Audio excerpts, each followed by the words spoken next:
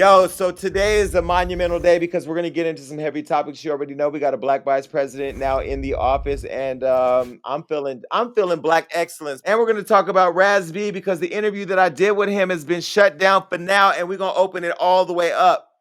No pun intended. Now, there's black excellence here. Damage Blue.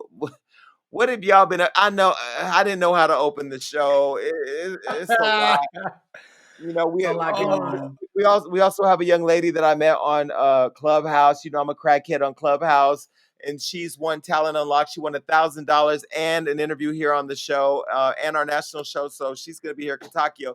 But my heart is heavy on one side for the burden that Kamala Harris is getting ready to endure, and then on the other side for Raz-B not having his voice heard. But I'm here, and so what y'all been up to? Well, I'll start. I should go on Talent Unlocked so I can get $1,000 because H&R Block stole my stimulus. Damn. For anybody out there who has H&R Block, do not use them. So I've had just a fun time just asking where my money went. So much What you fun. mean? So What you yeah. mean they stole the stimulus? So the government sent them my stimulus check, and then they said you would get it no later than the 6th. Today is not the 6th, y'all. It's way past the 6th. And when I call them, they say, well, you should have gotten it by the 6th. I said, but I didn't. And they were like, oh, man, that's rough. And then they hang Yeah. up on me. No, I'm confused. Am I supposed to get the stimulus because I've been checking my bank account and it ain't showed up? You are too rich to get a stimulus, Jason Lee. This is not your kind of conversation. But for the rest of us mere mortals, What we're not gonna do is we're not gonna do stimulus shaming. That's what we're not doing. No, we're wealth shaming. We're wealth wealth shaming. shaming. We're Sorry. wealth You shaming. got too much money for $600, Jason. You're too rich, Jason. You don't have these No, problems. stop it. First of all, what I'm not going to do is turn the audience against me by trying to relate to them by shaming me for having a couple extra dollars. I'm not rich. I'm doing okay, but I still want my $600. That's $600. I'm not. This is too serious of a joke for me to say what I would do with $600. Never mind. Never mind. No, because But because I have an apartment in New York now, and the strippers they're all unemployed. Like all the strippers are messaging me on our stripper chat, and they're trying to get me to like infuse a couple dollars in their bank accounts. I But know. I'm like, what are we gonna do? I mean, my friend Sean. I mean, I don't want to put him all the way on blast. Super nerd on Instagram. He actually tried to get me to hire strippers in my New York apartment. Oh no, it wasn't him. It was Calvin. Cali Shine on Instagram, but he's married to well, anyway, my friends in New York have been trying to get me to bring the strippers over to the house, and I would have took that $600 and boosted their economies. I love how you I want trying to buy to. groceries. You talk about strippers. I want to buy groceries, Jason, but okay. We're just trying to eat, Jason. Damn. Wow. My New York apartment and my strippers need the money from my stimulus. Well, Yeah. We have different problems, Jason. I'm bi-coastal, so I need the extra change. I get it. I get it, Jason. Look, I'm having a good year too, man. This year has been. I have no complaints. Everything has felt so aligned.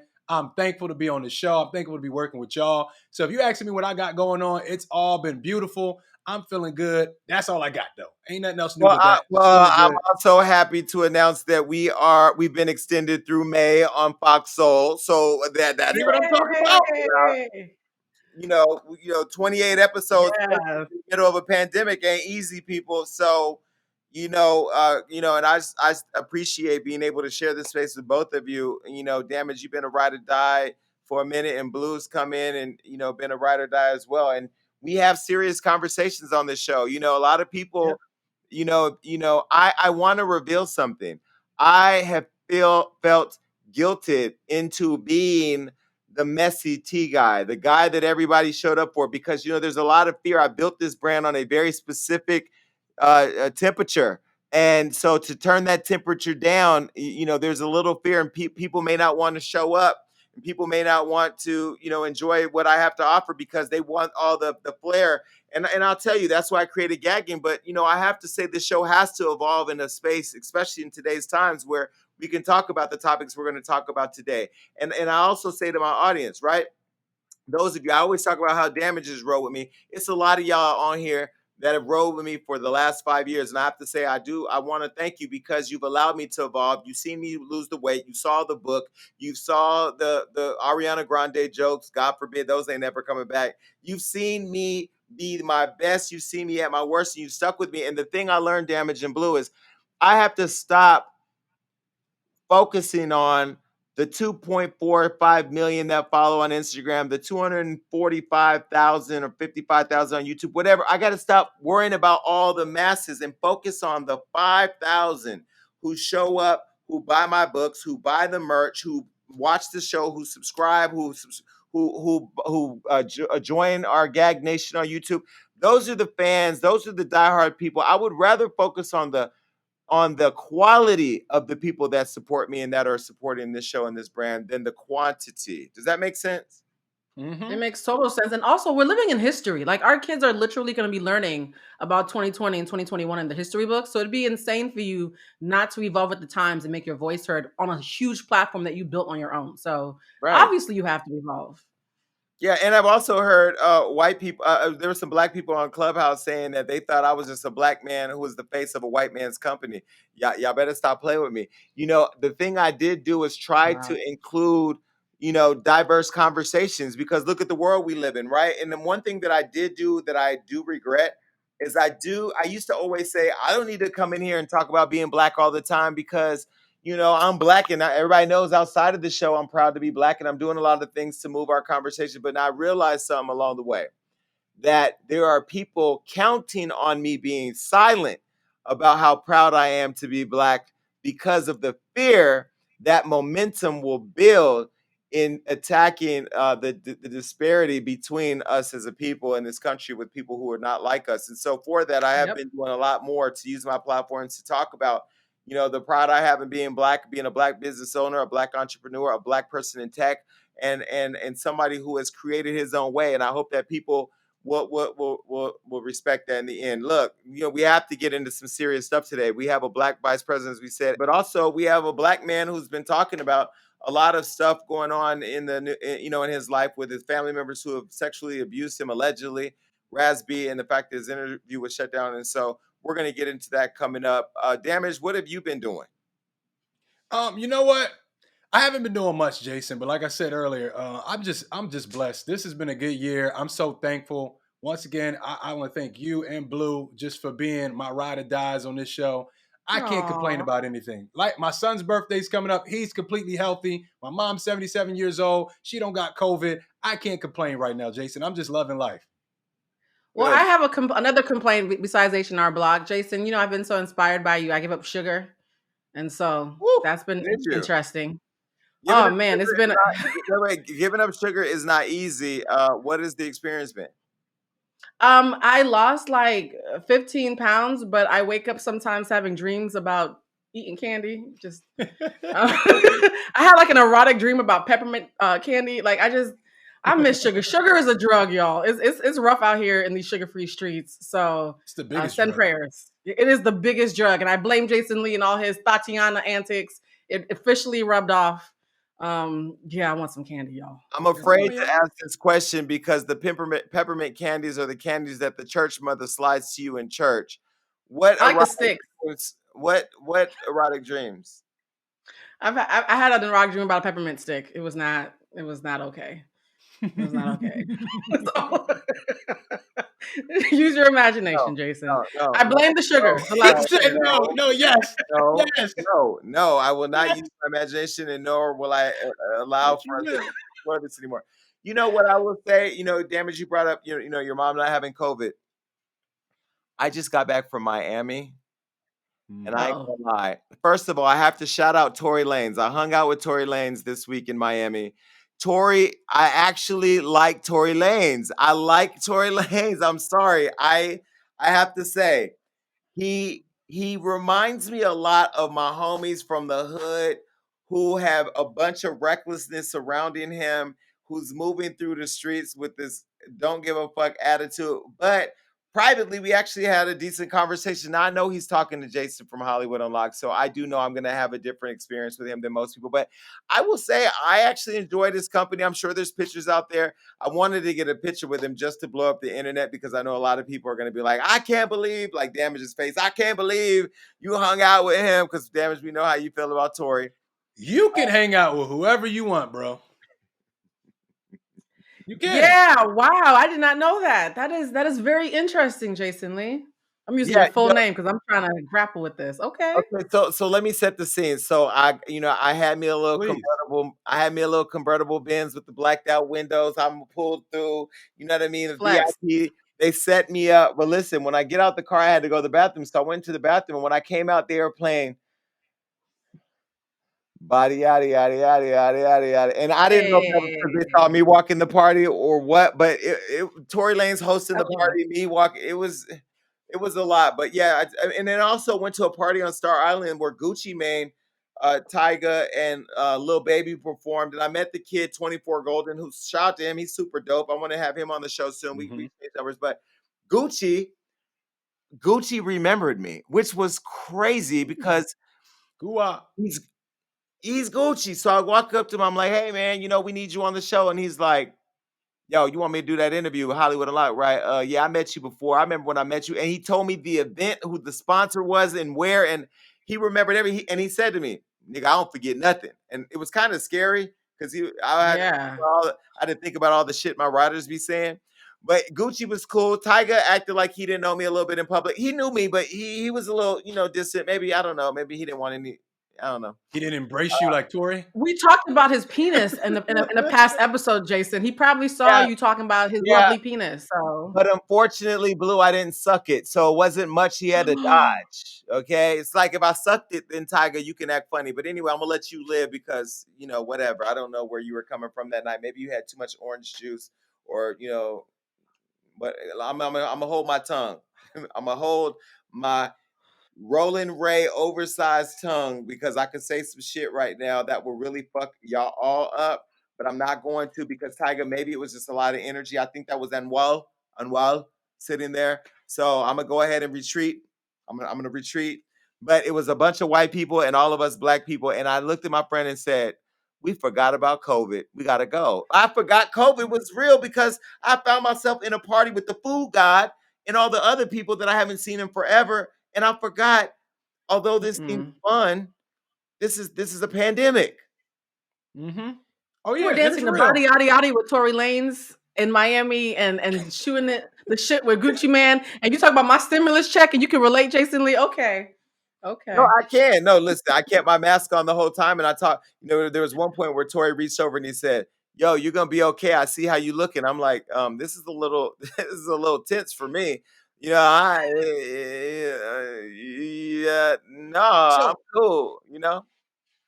Jason, the big question we all want to know, you was kicking it with Mm-hmm. Tory. The big question. Did he do it? Mm-hmm. One, Did he do it? I did not see any weapons of mass ankle destruction, and two, I did not ask him that because we had just exchanged numbers. We had just exchanged numbers that day, and I had just met him. I wasn't gonna ask him right then. Now, when I see him again, I Mm-hmm. might have to ask him. So, but yeah, I will say, I have to apologize for the slight recklessness and forgetting that we were in the midst of a pandemic only because let's give ourselves some credit. It feels good to get outside. Like the world is shut down. We need to be around people, but we gotta hold out, because I'm sure Biden's gonna shut this bitch down with a mandated mask thing for like 90 or 120 days. So I'm not gonna do that again. But I did smoke a lot of hookah and I did hang with Tory Lanez and I definitely was with Gucci Mane. Go up.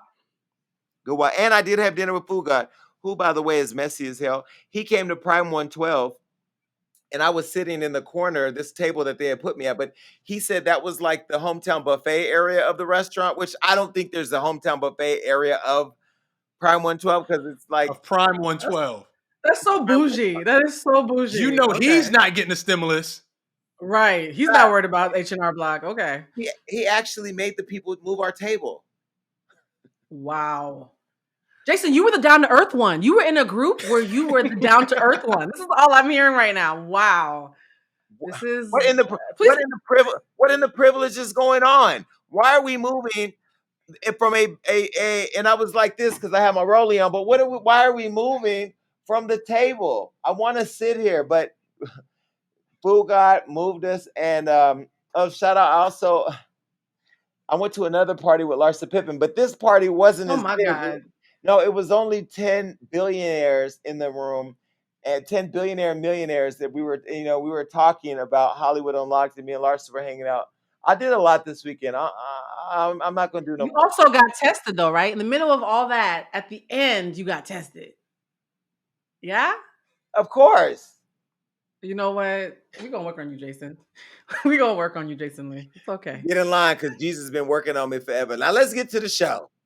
There's a lot going on in the world these days because the Cheeto in charge has finally left DC. Oh my God, damage the blue. I don't know if you're as happy as I am, but now we have a new president and a new vice president with Joe Biden and Kamala Harris. Did you wake up on a better side of the bed?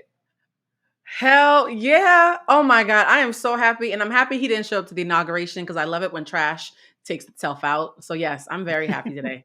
I'm excited. Boy, I'm excited, man. You know, Kamala was in there looking good, man. You know, Joe was up there doing his thing. And shout out to the Obamas. I feel like they stole the show, but I know we're gonna get there. Oh, they are the show. Michelle Obama's hair. Real quick, let's be honest, guys. I don't know if we can like pull up this picture. In 2016, she showed up to the inauguration of Donald Trump with a jagged ponytail, like she was ready to fight somebody and put on some Vaseline. And so the fact that this that picture of her in 26, she's scowling, her hair's pulled back. She might as well have had bamboo earrings on. I love Yeah, 2016. let hold on. We got a video, but before we pull up the video, this is probably what it feels like when Beyonce and Jay-Z come to Kelly Rowland's birthday party. They're definitely going to steal the show every time. Look, here's the video for those of you watching. President Obama, First Lady Michelle Obama. Yeah. Dang right.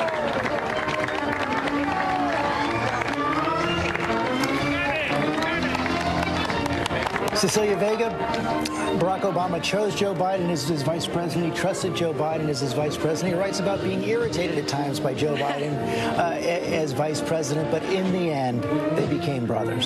But see, now this is the problem that I got. This is The the problem. hair was flowing. While I love seeing the Obamas come out in public, I don't know if I would have invited them to my inauguration because you know they upstaged them. I mean, I went on Facebook and I said, and I quote, Michelle Slade today. They were like, yeah, but it's Kamala's day. Mind your business. I'm like, you on my Facebook. This is my business. What are you talking about? It was Michelle's day today. It's Michelle's day today. Even Kamala was starstruck. Like Kamala was like, "Oh my God, Beyonce showed up to my inauguration." I think we all know, including Kamala, that it was Michelle's day. So let's not play the fool. She stole the show. Her and her like, expensive, luxurious edges. I was here for all of it. So the thing that I love the most, I mean, I went over to Clubhouse, had an entire conversation about it. I love the fact that Kamala wore a dress. I thought that she was going to feel pressured into dressing up like a man.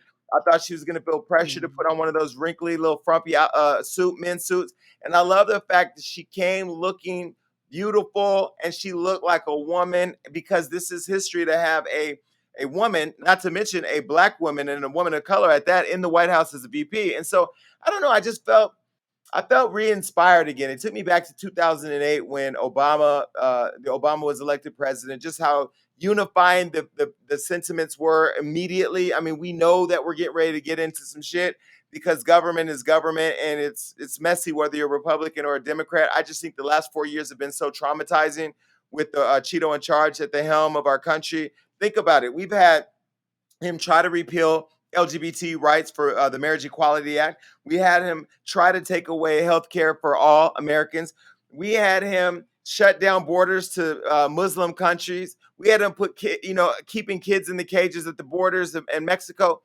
I don't know that I've ever in my life seen anything like what we just saw, but I never want to see it again, ever. Amen. No, that's Amen. real. And like you said, it's probably not going to get, better overnight. But at the same time, at least we have a president that listens to professional advice, right? Because you had Trump over here. He don't listen to the scientists. He don't listen to the generals. He's like, okay, who cares? You've been doing this for a living all your life. I have a better idea. No, you don't, buddy. So I'm grateful for that.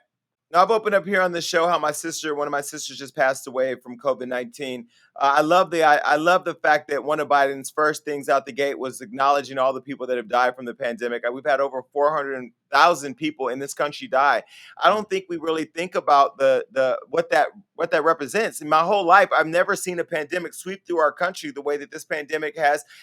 And I'll go on to say that Trump was at the gate with the gate open saying, come on in, just like those racists at the Capitol, those terrorists. And so I just feel overjoyed that government as I know it, and I don't like government. I don't like big government. I don't like controlling government. Let me be clear, but government as I know it is back. It's some stability. It's sort of like we got on the bus and the bus driver was hanging out at the Abbey for too many hours, sipping on them mojitos, and now this drunk bitch is driving up and down Santa Monica Boulevard, bumping into everything. I am glad that she's out the White House. Trump. Well, you know what? I love that you guys are pointing out the fact that I think a lot of us have issue with government in general, right? But there was this really just silly argument that was made in 2015 and 2016 that, oh, Hillary and Trump are the same thing. I think because we had 4 years of Trump, we can stop saying that Hillary and Trump or Democrats and Trump are the same thing. I think we can put that to bed.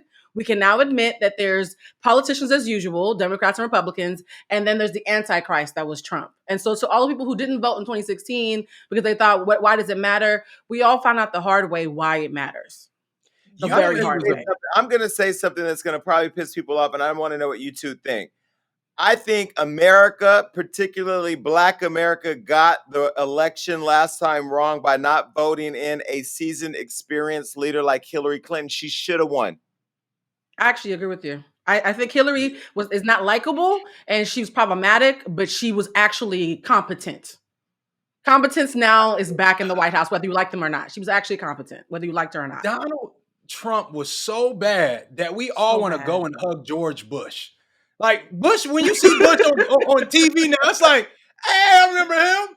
It's like you want to invite Bush to the cookout. That's how bad Trump is. That's terrible. We hated George Bush. Now you see Bush and Obama together. It's like, yeah, we like that. No, that's how bad Donald Trump I'm going to tell you why Black people forgave Bush, because the minute we saw him sneak, Michelle Obama sneaking him candy, that's when we was like, yo, if Michelle gonna give up her candy to Bush, I can trust him. Yeah, I actually lived in DC when Bush was president, and I was there the night that Barack Obama, the first term, and I was one of those mobs of angry people who showed up to the White House to cuss out Bush. We stood outside till 5:00 in the morning, yelling songs at him and telling him to leave the White House. I now look back and think, oh, that was cute. I thought Bush would be the worst thing that happened in my life. And now I see what's happening in DC, and I think Trump has made us have a lot more gratitude for the folks that we do put in office, because we know how bad it can really, really get. All right, so Donnie, let me be very clear. We are all glad, on speaking on behalf of all of the Black Americans in this country and Black people all over the world, and just people, just Muslims, Mexicans, gay people, Dr. Fauci. We are all happy that you are gone. And I'm going to tell you, you are one of the most pettiest bitches I've ever seen. And I am petty as fuck. Now, y'all know if you watched Gagging last night, you saw that I now own Gag Order. I'm sorry. Kaya is somewhere in her shack checking her neck and her back because I snatched that too. And the thing about it is, you have to remember, okay, this is why when there's certain people you got to watch for. You got to watch for Trump. And if you're on the internet, you got to watch for me. But let's go back to Trump, okay? You guys allowed Trump to reveal the worst part of America. I knew that America was bad. I knew that America had potential to be selfish and bullies. We bullied the whole world for years. And I see how we killed the Indians and took their country, then hired, not hired. We went and stole niggas to come over here and build it up, and then told everybody that we didn't belong here. So I've always known America to be selfish and aggressive and a bully. But what Trump has done is he's revealed the worst part of us as a nation. The fact that racists believe that they can go to the Capitol with nooses and hang the vice president with horns on their head and paint, and then go to the same Instagram that Trump has been banned from and ask us all for empathy and to help them not go to prison. I will say that I've learned a lot in the last 4 years. I've learned a lot more than I already knew in the last 4 years. But what I will say is that I hope that everybody watching knows that they have a place in government. You have to be involved in the process. You can't just look at the president that sits in the Oval Office. You got to be involved with your mayor. You got to be involved with your congressman or congresswoman, your city council members. You got to, the pest control. You better be involved in all forms of government, because if you don't, we're going to wake up and we're going to let another one slip in the house. And I know you Republicans you're nervous. You mad at Kamala. You mad at Stacey Abrams and all the other Black women who are cleaning the house, because, baby, you look at us like maids. And so we're going to come in and sweep your shit up and get you the fuck out. But you know what? With that being said, maybe Trump was a necessary evil that this country needed. Because if you look at the Absolutely. people that are now in the Senate and that are doing Absolutely. things around this country, they probably have never got these opportunities to help us, people of color, because we weren't showing up to vote. And Trump was so terrible that the person that haven't voted for 50 years, I have people in my family haven't voted for decades. They went out there and voted and made their vote count. So salute to Trump for that. He was so shitty that we actually shaped up and went out there and made our vote count.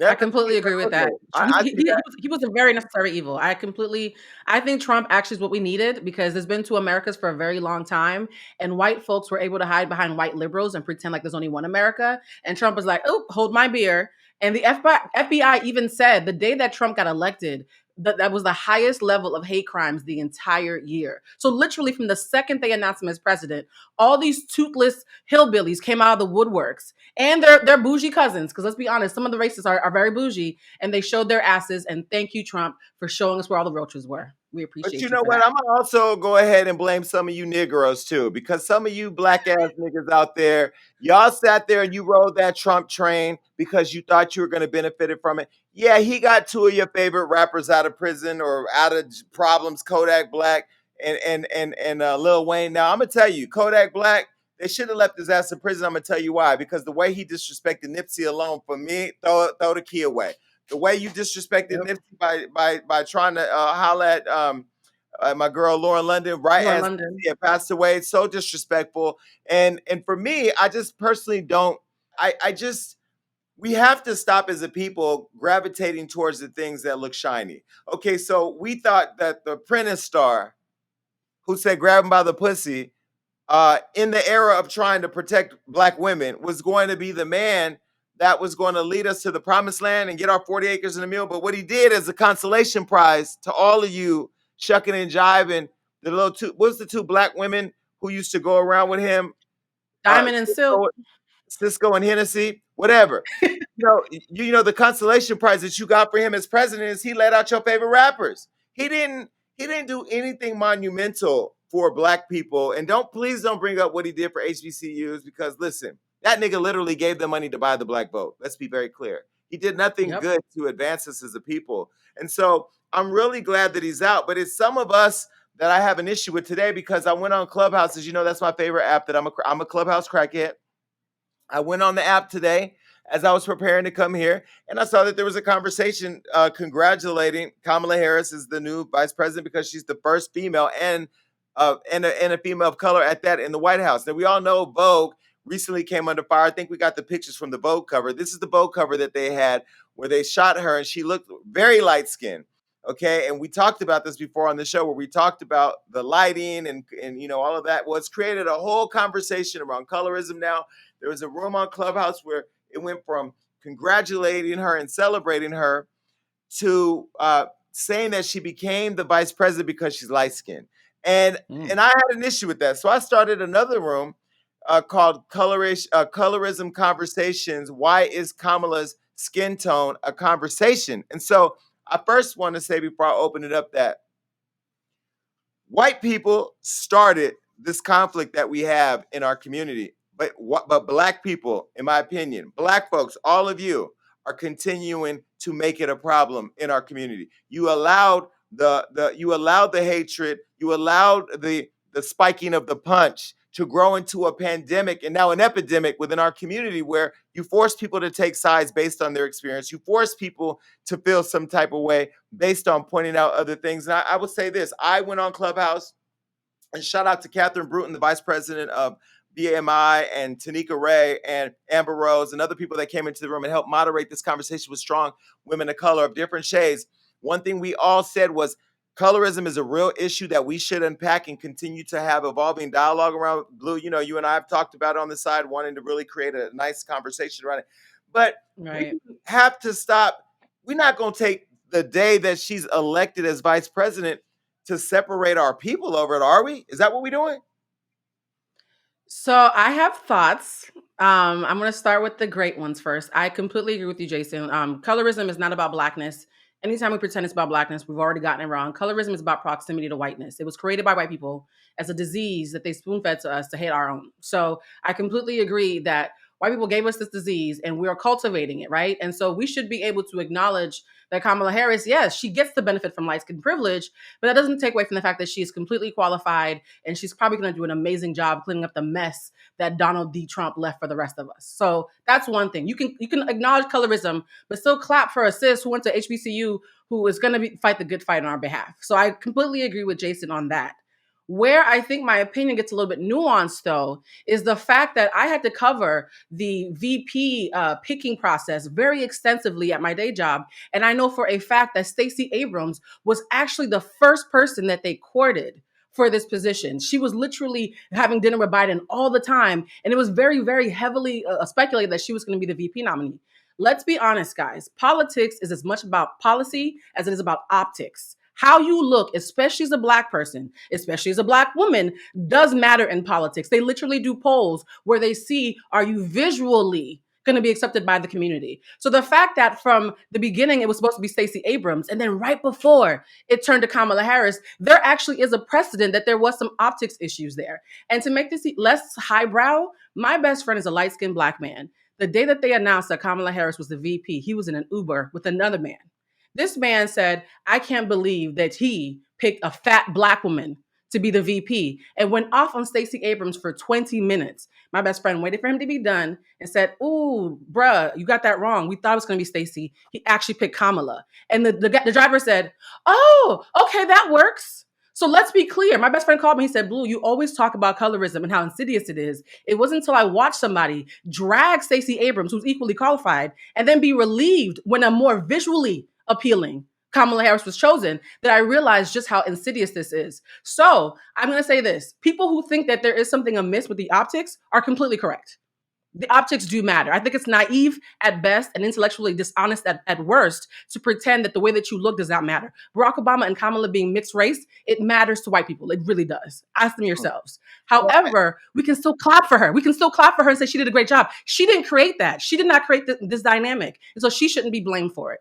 Those are my two opinions. I know. I think I listen. I don't argue with anything what you just said. I think you're absolutely correct. I do think that there's a lot that plays into the decision, and what I really love is that you said the same thing that people said on Clubhouse. We can have both conversations at the same time. I think on the day though that she's elected as vice president, I agree. Her inauguration. Let's let her have her flowers for one day. We know the hashtag protect Black women is a real thing for at least a lot of these rappers when it comes to Megan Thee Stallion. But I'm going to say it applies to Kamala. We have to protect this Black woman. I agree. She's going to go through some of the worst scrutiny over the next 4 years. White people are going to tear her down. Foreign leaders who are used to dealing with men all the time are going to tear her down. And so now we gonna tear her down too. No, I think we should use this opportunity as a time where we can stop focus on light skin and dark skin. I even look at my own history of saying I like a light skinned man.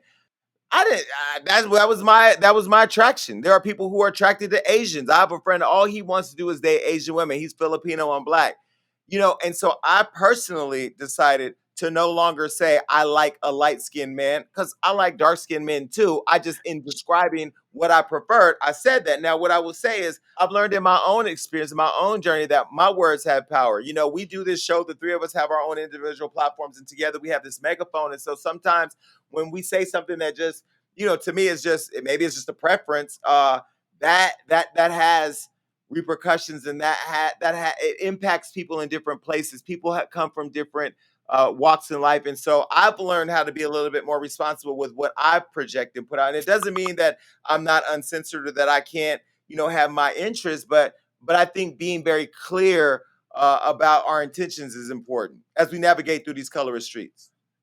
I agree, man. And the one thing I'm sick of seeing too is she Black enough? How she grew up. She grew up in this neighborhood, but went to this school. Why does that matter? What does Black enough mean?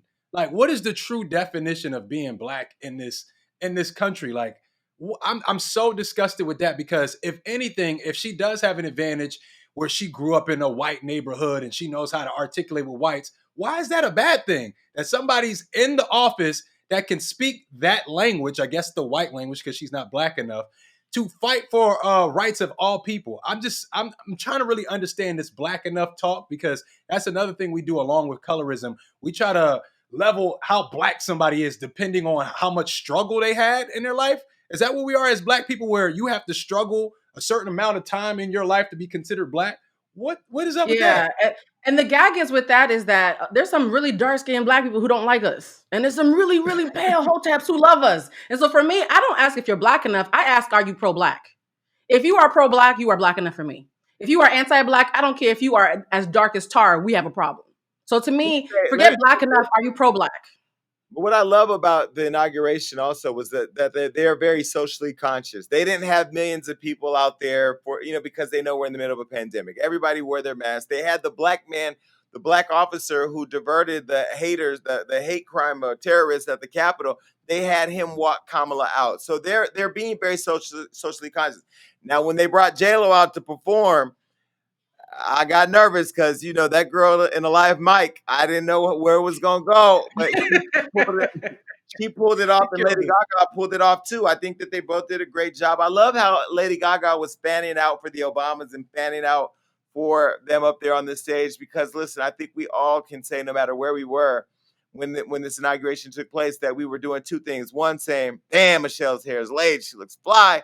And also saying, please don't have nobody shoot nobody, no bombs go off, because I was nervous the entire inauguration. One thing I wasn't nervous about was that Trump took his last helicopter flight.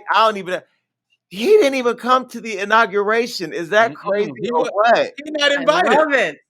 He's not invited. The Republicans don't want him there. Nobody wants him around. Trump was definitely vice president. His vice president don't like him. Pence don't like him.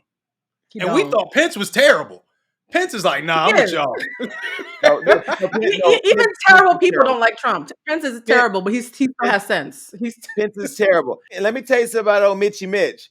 Let me tell you, I know you're shaking in your senior citizen ARP car holding boots, because you have done a lot of co-signing of the man. And now you got Naughty Nancy in there. You got Cam with the Timbs. You got Biden, who's like, yo, that pen is already a Uzi. He is in the White House Oval Office right now, signing executive orders to overturn half the stuff that Trump has done. We have the Senate, we have the House, we don't have the judicial branch, but he's going to pack the courts, and then we got the White House. I don't know what's getting ready to happen, but this to me feels like, when the Crips move in your neighborhood, and now there's more Crips on the block, and they know where the trap house is, and they about to come raid it. So you better try to get everything you can before you better get it all, Mitch, because they coming for you. I love that analogy so much because it's so accurate. Politics is like a gang war. I mean, you're a lot more accurate than I think some of our viewers realize. And I think that this felt like a warning shot to everybody who backed Trump, that their reckoning is coming. And I love the idea of watching this unfold. I love it. I love it, love it, love it. I'm going to be watching them on CNN the way that I watched Spider-Man climb up the Capitol. And you know what? I'm going to be shaking my little black head at y'all white people, because we know you're crazy. We know you're crazy. My mama was white. Craziest motherfucker I ever met in my life, okay? Well, my grandma, she was crazy too. But either way, these white folks was crazy. And I will tell you, when I saw y'all put them horns on your head, and when I saw you go down there and get shot in the throat and climb up the building saying you wanted to put a noose around the vice president's neck, I sat at home and texted my friends and said, well, these motherfuckers don't go out today. Just stay in your house, Postmate it up. Don't pull the blinds down, because they're climbing up the side of the Capitol. So I can't wait to see what's going to happen. This shit's going to be on fire like Rolling Ray. Like, it's going to be just something. Rolling Ray? Oh my gosh. Right. Yeah, he got burned up. I did. If you want to see Rolling Ray and you want to see what I said about it, go watch Gagging with Jason Lee and go download it. It's also a podcast too. It's the craziest, wildest conversation. I know that the handicap community is going to roll up on me, and we'll deal with that whenever it happens. In the meantime, another thing that I want to roll up on really quick. We were supposed to release the Raz-B interview. I sat down with Raz-B last week to talk with him about sex abuse, and the fact that for years he's been asking for people to take him serious. He's been asking for justice. He's been asking for people to take the alleged sex abuse that occurred when he was a kid by his cousin and former manager Chris Stokes, and also allegedly with Marcus Houston. And so I wanted to, now that we're in the era of the Me Too and the Time's Up movement, that all these women have been getting a platform to share and find justice. I felt like it was time to circle back and have a conversation with Raz, who I haven't talked to since 13 years ago on this topic. So I interviewed Raz, and when the promo for the interview went out, there was an alleged cease and desist letter sent to Fox Soul stopping and blocking the interview from airing, which is the craziest thing because in the 5 years I've owned Hollywood Unlocked, in the 4 years that I've had this show, I have never received a cease and desist letter for any interview from anybody about stopping or blocking a conversation. And I felt like this is where Chris fucked up. Chris, where you fucked up was you did it in a time where it is like literally adding gasoline to a fire. Now that you have temporarily blocked the interview, you have lit social media on fire where they are demanding not only that they see the interview, but that you be strapped down the way you probably allegedly strapped these kids down and put into a test for the truth. And we're going to get to that. But first, I want to show you a clip from Raz-B because you may have silenced his interview last week, but bitch, you can't silence me. Take a look. Me Too, Time's Up has existed and protected women. It's been a veil of protection for women. But I feel like when it comes to men, they're made a mockery. They're called gay. You've had all that happen to you. And they're disrespectedly disregarded. And the people that they accuse don't even get interviewed. And so I've been very vocal and a champion of you getting justice over the years. So that's why I asked you the question. Nah, I mean, you know how deep this shit can go. You know what I'm saying? But I'm not here on this earth to serve any devils, nor will I stand by and try to protect any of these people. If you hurt somebody, you need to rectify that. You know what I mean? But yeah, the game is different. You know, I feel like for men, it's something that they want to hide, but I feel like a lot of men have been abused and molested. And I personally, I'm excited to do this documentary. It's not about that. It's about my life, but we're hiring some of the best doctors. Now, after that clip aired, a couple of things happened. One, I sat down with Raz-B at lunch in Miami, and we had a long conversation about the road ahead in airing this interview, and also him, doing what he's going to do to seek justice.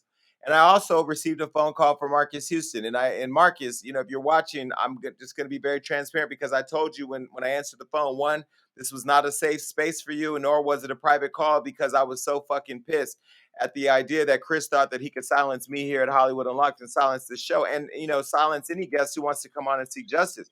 And so Marcus shared from his point of view that, he feels like Raz is just using this for attention. The same old stuff they've been saying, that there's no truth to it, that that other people in Raz's life molested him, which Raz did talk about in the interview. And so he kept going on and on about how he felt it was unfair that Raz was continuing to be given a platform to talk about this. And I explained to him that if he's a victim, I've been a victim of child molest. If he's a victim and feels like he needs to be given his just due, so be it. And then, he went on. I went on to say to Marcus that we would invite him here, him and Chris Stokes. So I'm going to say this to you publicly. Not only should you do the lie detector test, but you should also come on the show. I will sit down with you, Marcus. I will sit down with you, Chris, and I'll sit down with any of you that were allegedly involved in this and give you a fair platform. I'm going to ask you hard questions, but if you did nothing wrong, you shouldn't have a problem coming and having those conversations. So I don't know. I know you guys saw the video pop up online. What do you guys think about all of that? I believe him. I 100%. I'm gonna keep on saying this every time we talk about this topic. I have never not believed Raz-B. I think most people with sense believe Raz-B, regardless of what you think about him personally. And unfortunately for me, I have exes and a lot of my male friends who have confessed that they have been abused or molested. I know what that looks like, and it completely rings true to me. My heart goes out to him. I hope he gets the healing, and I really feel like Chris Stokes, his day of reckoning is also coming. The same way it took a long time for R. Kelly to finally have to speak for what he did because of the Surviving R. Kelly documentary. Look, if y'all gotta do Surviving Chris Stokes, I'm here for it. I want to see a lie detector test. I want Jason to be up there administering it so his blood pressure can spike. I think that Raz-B is owed an apology and some kind of reparations for what he's been through, because they've been trying to discredit him and it almost worked. But in this age of Me Too, I think men have to also be involved in that dialogue because they too get molested. It's not just I women. agree. Okay, along with everything I just mentioned, some other things happened. After I sat down with Raz in Miami, he took to his Instagram on his own. And this was after I told him to hold off and not say anything. But he was getting bullied online where people had a lot to say about him coming forward with his claims. And he took his own Instagram, and this is what he said. Oh, yeah. And I'm doing this polygraph test for all of my fans that support me, all my family and my friends that support me, so I can move on with my career, move on with my life. Free me. So Raz is asking for a polygraph test, and while Chris Stokes has been responding to DMs of fans who've had a lot to say about that request and telling him that they demand that he takes it, he's not the only one. Omarion's brother Orion, and I've always liked Orion. I didn't like him just because he was cute. I didn't like him because he had a baby by Janae Aiko. I liked him because Orion has always just been a cool, honest, straight up guy. No, he's straight up. He went to Instagram and he posted this photo. Post the photo. He posted this photo of him and his daughter, who's grown up now, and he said, "Papa's proud of you, my baby." Chris Stokes went under there and did the whole pound pound and the fire flame, and Orion said, "Take the polygraphs in large letters." Now, Orion, Orion, you be the man that all those other niggas should have been a long time ago, and you stand behind Raz and ask him to be and ask Chris Stokes to be held accountable. Because again, if you did nothing wrong, what's wrong with stepping forward and taking the polygraph? What's wrong? Ain't nothing wrong with that. I love Orion even more than I did before this. He just got man, cuter prove to me. your innocence. It's that easy. Just take the polygraph. Exactly. Well, Chris hasn't responded to taking the polygraph test, but here's my offering. Hollywood Unlocked will pay for all of the polygraph tests. Me. Okay. Come through, Maury. Matter of fact, I'm going to split it with Maury. We're going to do it together, and we're going to do a 2-night special. We're going to air it here and on the Maury Povich show. Done. I would love to see that. I would love to pay for it. I think it's just sad because I remember when these allegations first came about, and we all made fun of Raz-B, and that's what people do to men that are molested or touched as kids. You get made fun of. If you get made fun of, it's that, or the person that's actually doing the abusing to you will, if you don't want to be touched, if you don't want to be attacked, they will call you gay. They'll call you names. They'll call you stupid. And I feel like a lot of men didn't come around and really support him, because I was one of those people like Blue.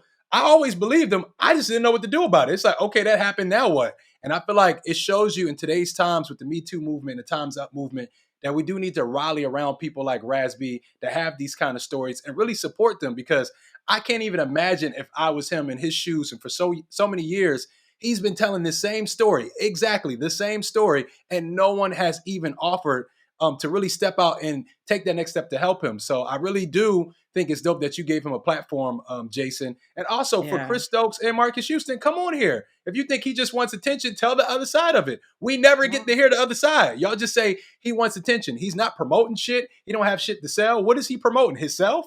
Like, come on now. I want to hear the other side. I want to hear Chris Stokes' side. I want to hear Marcus Houston's side.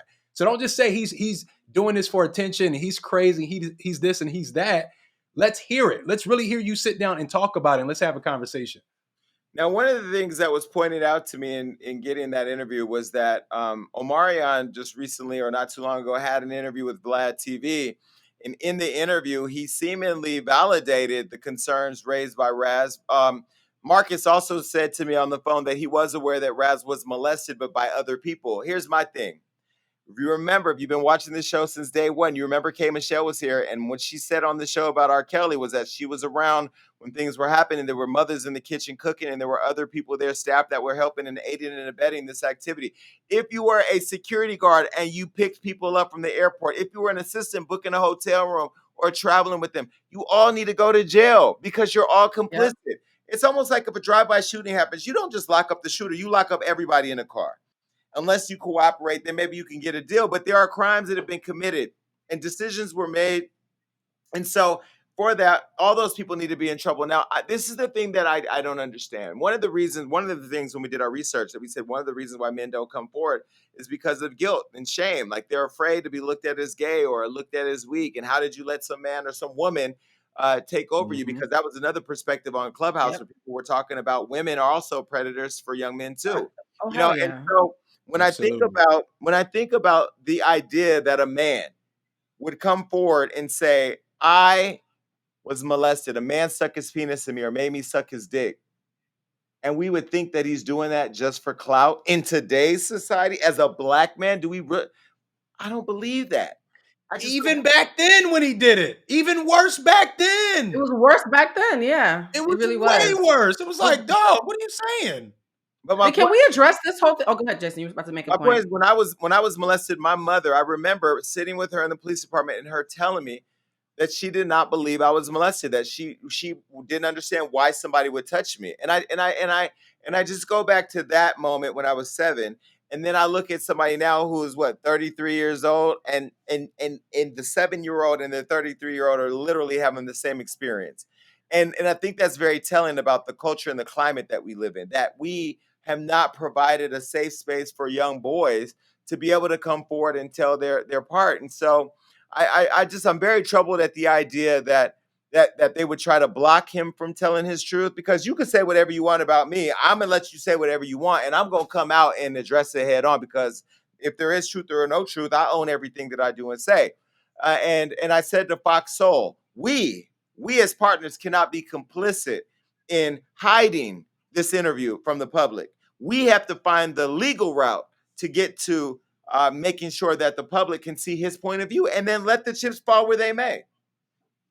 The thing about being complicit I'm really happy we're having this conversation is it's impossible to be a Chris Stokes allegedly or an R. Kelly allegedly without an ecosystem. It's impossible to do it this long without people around you who are complicit. And so we absolutely need to look around the people around him, because they also have an incentive to make Raz-B look crazy. It's not just about they're loyal to Chris Stokes. They know that if Chris Stokes goes down, then they have to admit that they helped him do what he did. And also to the point about, well, he was molested by other people. Tyler Perry once famously talked to Oprah about being molested. And Oprah said, why do you think you've been molested by so many different people? And Tyler said, when you are molested, the sharks can smell the blood in the water. You get molested one time, there's a broken spiritness that you have that other molesters smell and they pick up on. So him saying he was molested by other people doesn't take away from what Chris Stokes did to him allegedly. It only actually substantiates it. So that whole excuse is BS to me. Well, let me give you some information we found that just in doing our research. So, here most of the victims of child abuse keep it a secret, and that they're saying that 1 in every 6 men have been a victim of sex abuse. 1 in every 6. We just think about that, right? And so, some of the reasons why they don't report it, and this came from Psychology Today. 1, the reaction, a lot of anxiety, depression, post-traumatic stress disorder, and flashbacks, eating disorders that are caused as a result of being sexually abused. Shame and self-blame. They feel powerless. They feel like they have no power to control being victimized. And so there's shame in that. Guilt. They don't want to tell the abuse because they felt like they did something to bring it on. No pun intended, because don't they have a movie called Bring It On? Or, I can't. They do. Also, sexuality. I would say as a gay man, I love helping children. I love helping children. And I remember when people used to be so mad at the stuff I would do on the show, they would attack me. They would call me fat, gay. Those are things that I was at the time. I'm thinned out a little bit and I'm still gay as fuck. But they would also say, oh, you're a child molester. Because you're gay, you're a child molester. And it made me so uncomfortable to want That to ain't help right. kids that I literally stopped helping children as a result of being labeled a pedophile because I was a gay man. I remember when I had to switch up how I talk, because you could be 39 years old and I'm gonna call you a boy. Oh, that boy wants me. I had to be careful in the words I use, because people would take those words, oh, this gay man, this 43-year-old gay man likes boys. You know what I mean? And so this is Right. where, as a person who has been a victim of sex abuse, to have my own words weaponized against me, I have to now I'm re-victimized and having to watch how I move and be guilted into saying certain things, because to say something else could be looked at as as wrong. And so I would just say to any young man out there who's been abused by a man or a woman, I tell you, first of all, we're going to have a conversation here, me, Blue, and Damage, a much more well thought out, more layered conversation, because I want to explore straight men who've been telling me how their sexual relationships with their women have been impacted because of sex abuse from women or men Yep. or both. That's real. And That's we real. started the Clubhouse chat. There were so many of you that just came into the room and shared very candidly, very intimate details of experiences you've had in front of a room of strangers. And my hat is off to all of you that have the courage to share, because you are the Raz-B and Raz-B is the you and me. And we all deserve to have an equal playing field when it comes to having our trauma validated through a process that can hold our attackers accountable. Jason, I just want to say one thing that you said that was really powerful about people coming forward. I love Psychology Today. It's actually one of my favorite magazines, so I love that you got those stats from there. A lot of men have been sexually assaulted and don't know it. A lot of people will tell you stories. Oh, I was 13 and my mother's friend, I lost my virginity to her. And they think it's a funny story. They don't realize that they were sexually assaulted. So there are going to be some people who are going to be watching this who have been sexually assaulted as men, but because they're taught to normalize it, they don't even know it themselves. So I hope that we can also speak to them who are going to have that aha moment listening to us talk.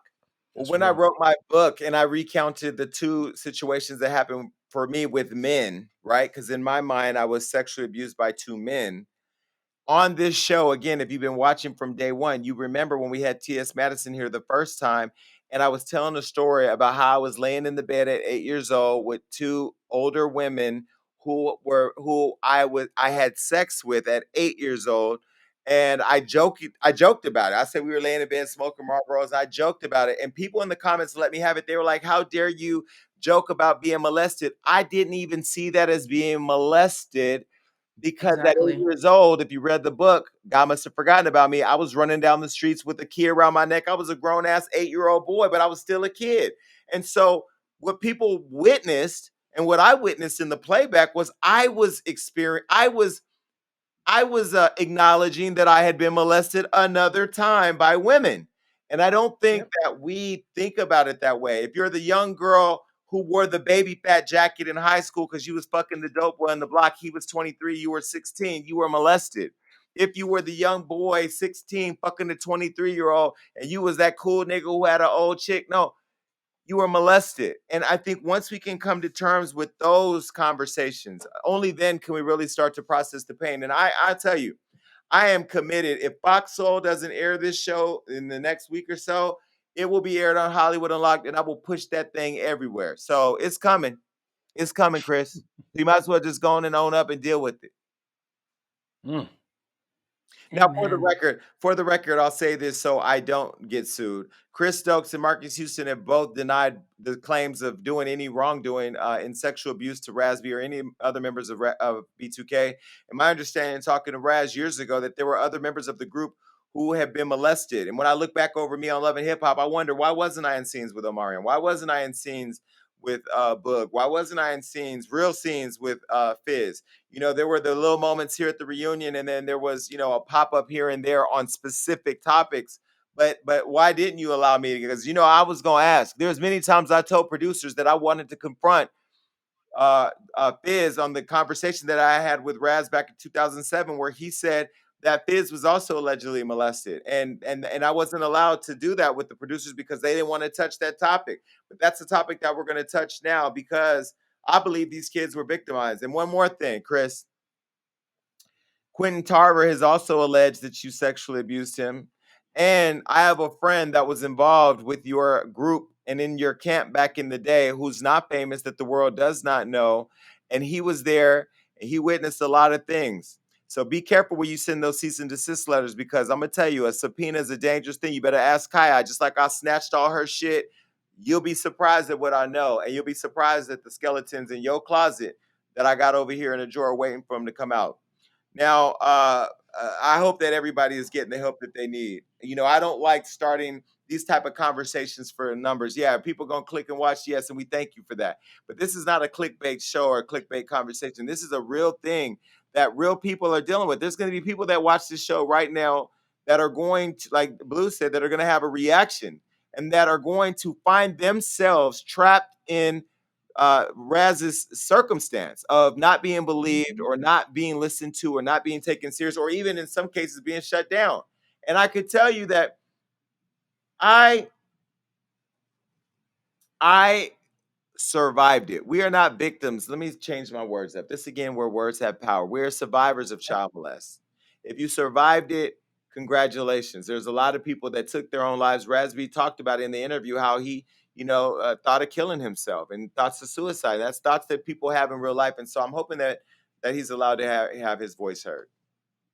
Absolutely. Absolutely. Okay, I told everybody that I was on Clubhouse. It's this app where a bunch of strangers come together and believe that they are best friends. Maybe they be pitching businesses and cars and all types of stuff. But the thing that I wanted to do in coming to the platform was to make sure that I added value. You know what I mean? I got this whole ass radio show and podcast with my killers. So why not open it up to artists who are on there pitching their songs to fake A&Rs? So I launched Talent Unlocked. I called on my friends Neo, Spinderella from Salt and Pepper, and Fat Joe and Tiffany Haddish to co-judge with me a competition where we asked everybody to participate. Let me go ahead and throw that flyer up real quick. This is the flyer that we put around the internet, and this is Talent Unlocked on Clubhouse, so you should be following me. All right, well, look, we found a winner after 30 people fighting for the top spot. Damage and Blue, meet Katakio. Welcome to the show. Hi. Yay! Hi, everybody. Congratulations, sis. Thank Welcome. you. Thank you so much. Katakio, I don't know, Damage and Blue, y'all didn't show up. I need you there for the next one. She went against 29 other people for the top spot in public and had to perform on the spot for Neo, Fat Joe, Tiffany, and Spinderella, and it was brutal. Wow. What was the experience like, Katakio? Oh my God. So, okay, I saw that you scheduled, Talent Unlocked, but I was like, okay, maybe I'll join, maybe I won't, whatever, and then when it was 6:02 and I was like, okay, I guess I'll do it. Cause I wasn't going to do it. I was going to just go to bed, and then, you guys turned on the hand raising, there was 2,500 people in there, I believe at the time. So when you guys turned on hand raising, I'm just like, there's no way that I'm about to get picked. There's just no way, but then, so you guys picked 30 people and I actually did not get picked, but then I guess some people were playing around God's plan. You guys turned that hand raising on. I must've clicked it so fast. Like I was like faster than the speed of sound. Like it was crazy. I was like, I got to get up there. And then as soon as it said, come up to the stage, I was just like, oh my God. Like I couldn't believe it. I almost didn't even accept it. Like in time, I was like, oh my God, what am I doing? Let me accept it. So I accepted it. And then that was that. But it was the scariest thing ever because it was so many people. And of course, you said Tiffany Haddish and Neo and you and Fat Joe and Spinderella. Like it was a lot. So, but it was awesome. So you're here in Los Angeles. You've been singing since the age of 2 years old. And you sung, right. I didn't know at the time that you sung background from some notable people. Who have you sung for? I sang background for Solange Knowles, and I was also hired to sing background for Janet Jackson. But that was an interesting kind of thing that happened with that. But yeah. Blue, that's what you would call a light flex. That is definitely a heavy flex. A heavy, heavy flex. So talk to me about your name. Is that your real name? This is a stage name. Can you say Katakio? Yeah, Katakio is my middle name. It's funny. My mom actually made it up. It's my brother's. It's both my brother's names, so I'm named after them. So one of my brother's name is Kyle Tavio, and my other brother name is Makio. So the Kata, that's Kyle Tavio. So Kata, and then Kio is Makio. So Katakio. So I'm named after my brothers, and that's my middle name. So yeah. See, there's a restaurant in LA named Katsuya, and I thought maybe they was on the way to the hospital and just caught Cat, threw the Takio in there. But either way, you came in with a lot of confidence, and you were up against some gospel singers in the competition. How was it getting judged or feedback from a Neo and a Fat Joe, people who have, excelled in the music business? Honestly, it was awesome. It was a dream come true, just to hear them really appreciate my voice and tell me, all those nice compliments, all the nice things they were saying. It just felt amazing. It was great. Thank you. I loved it. I had a great time. Nerve-wracking, but it was great. I have a quick question about Clubhouse, because we know that at least one of us on this platform has a Clubhouse addiction, and I smell an intervention coming before the spring. I would like to know, are you on Clubhouse for the hustle, or are you like Jason Lee in the shower on stage giving speeches? At first, it definitely was like just, networking. I heard a lot of awesome things about it. But then I saw some like pretty fun rooms, we playing like song association or, just playing little games here and there. And that's been fun. So it's definitely addicting. I agree with that. So So talk to me about your artistry. What is it that you plan to accomplish as an artist? What are your dreams? Like if you today, somebody out there is listening to you, and by the way, I'm gonna ask you to sing something a cappella because real singers gotta be ready to go anytime. Uh, what do you hope to accomplish in music? Well, I mean, honestly, my biggest inspiration, like it's also performance, like it's Beyonce. Absolutely. She's amazing. I dance as well. So I'm not just a singer. I'm trying to be a whole full out star out here. Okay. Like hip hop, ballet, tap, jazz, like everything, so and also my sound is very, 90s classic nostalgia, definitely have like hints of like Brandy, in my voice and Mariah Carey. Those are definitely my two like biggest inspirations. Mariah Carey? Yes, Wow. I That's absolutely awesome. love her. My favorite song of all time is Honey. So like, yeah, I absolutely love her and Brandy, So I want to bring back the real R&B sound. Like I mean, I am a fan of the trap stuff, but we're definitely taking it back to 90s and early 2000s. We're with the Changing Faces, freaking 702, Tony Braxton, Aaliyah, those are the kind of people that I, want to well, that I do sound like, and that's the kind of music that I really, really love. So I just want to bring that back because I always hear people say, where's all the, the old school type of R&B? We're missing that. So I'm just trying to bring it back, you know. So when you're on Clubhouse as an artist, I find that there's a lot going on Clubhouse, and There you're there is. looking for exposure, looking to make connections. What Mhm. would you say to other people who are up and coming or aspiring artists who are looking for their big opportunity or looking to utilize their time wisely? What advice do you have for them? Okay, so on Clubhouse, like let's say there's a lot of like, A&Rs, a lot of people listening to the music and everything. And people are actually very mean on there. You know what I'm saying? So Yep. to all of the artists, if you get in a room and it's like 400 or 500 people and you have these people wanting to hear your music, go on there strictly to play your music for the audience. Okay. Like, don't even worry about who the people are on stage. Cause well, sometimes you should, but a lot of times people are on there just to make fun of you. I definitely experienced that, where people were saying like, "Oh, you sound like a 40-year-old woman who got her groove back," or "You sound like this, you sound like that." People are just very rude. And it's funny because I actually started my own room, and I titled it "Stop Playing Music for People Who Like to Hurt Feelings."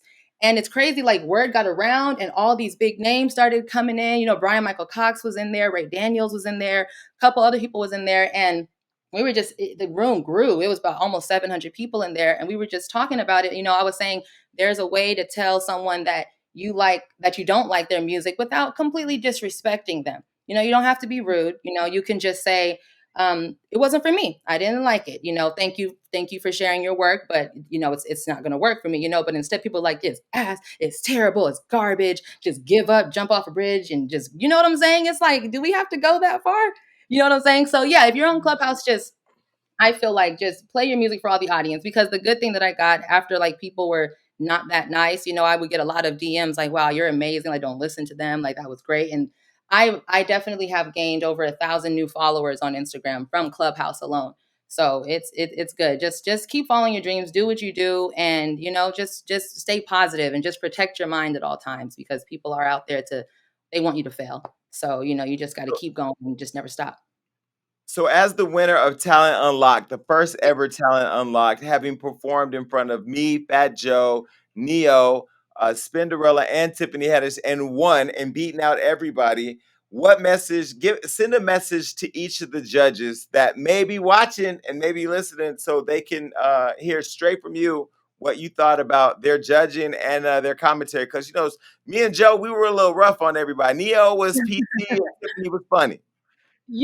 Honestly, so with Neo, I was really, really happy and proud of him, honestly, for the way that he like just handled all the judging. He gave really good feedback, very detailed feedback. He was like, oh, it was good. I liked it. He really, really, talked about it. So thank you very much. I really, really appreciated everything that you said. And same for Tiffany Haddish, yeah, she had, jokes here and there, but like it made sense, just talking about She just went in depth also, so I just really appreciate it. Like, I think everyone gave great feedback. I don't think anyone was like rude or anything. Like, I had a great time. I enjoyed it. So. All right, so now we got to hear some of the music. What song can you bust out right now and give Michelle Williams a run for her Right Destiny's Child money? Michelle Ooh, right Williams. now. Okay. Let's do a little bit of Dangerously in Love, Beyonce. That's a big song. That's a big song. It is. I'm gonna try to do a little something because so after that, after Hollywood Unlocked, like I was super happy and pumped and just ready to sing. So I was hopping in and out of all these rooms, singing and going to other competitions and stuff. That my voice definitely got kind of like hoarse, but I'm gonna do a little something for you guys though. Oh, Okay. no, we don't. No, baby, we don't do disclaimers on this show. No, I Yeah, don't no care. disclaimers. Oh, just Even, kidding. even, Didn't no, happen. even Farrah Franklin showed up for rehearsal. So go ahead. Okay. Baby, I love you. You are my life. My happiest moments weren't complete if you weren't by my side. You're my relation and connection to the sun. With you next to me, there's no darkness I can't overcome. Woo! No, wait. I love this song. It's one of my favorite Beyonce songs. Please finish. Do that next You line. The next couple lines. Go ahead. Yeah. You are my raindrops. Go. Okay. You are my raindrop.